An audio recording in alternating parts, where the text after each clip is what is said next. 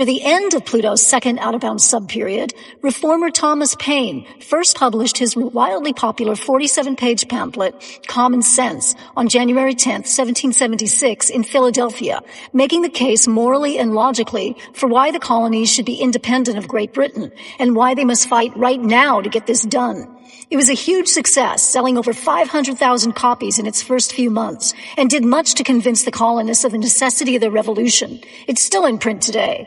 During the following inbounds period, beginning February 7, 1776, a couple of highly significant books were published. Edward Gibbon, a historian and member of Parliament, published the first of his 6 volumes of the history of the decline and fall of the Roman Empire on February 17, 1776. The other 5 volumes of his masterpiece would be published during Pluto's long third subperiod. It was very popular with the public. He was praised by all the intellectuals of the day and made a Fellow of the Royal Society in 1788. The work is still in print today.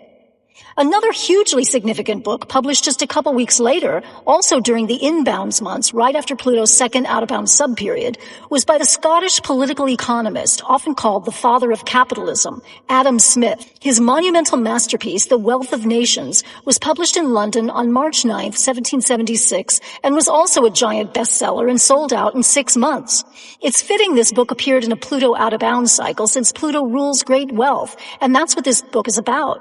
Pluto was at 27 Capricorn on its publication day, which is Pluto's degree placement in America's independence chart of July 4th, though Pluto turned retrograde by the time July rolled around for the U.S. chart. So Pluto, in both the history of the decline and fall of the Roman Empire and in the Wealth of Nations publication chart, was in the Saturn-ruled sign that upholds traditional hierarchical structures. Venus, who rules money, relationships, and things of value, had moved from Capricorn to upstart humanitarian Aquarius.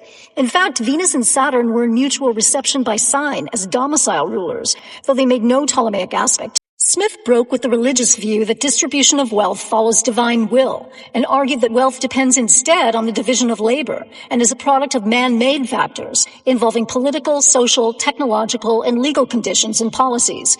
It's been said that he basically created the professional discipline of economics. He delineated the principles of free market capitalism in his book, explaining how rational self-interest under conditions of justice can lead to prosperity. He warned against monopolies, though, and price fixing by merchants conspiring against consumers and interfering in the political system for their own benefit. But in general, Smith maintained that a laissez-faire attitude to business and the economy was best. His book is also still in print.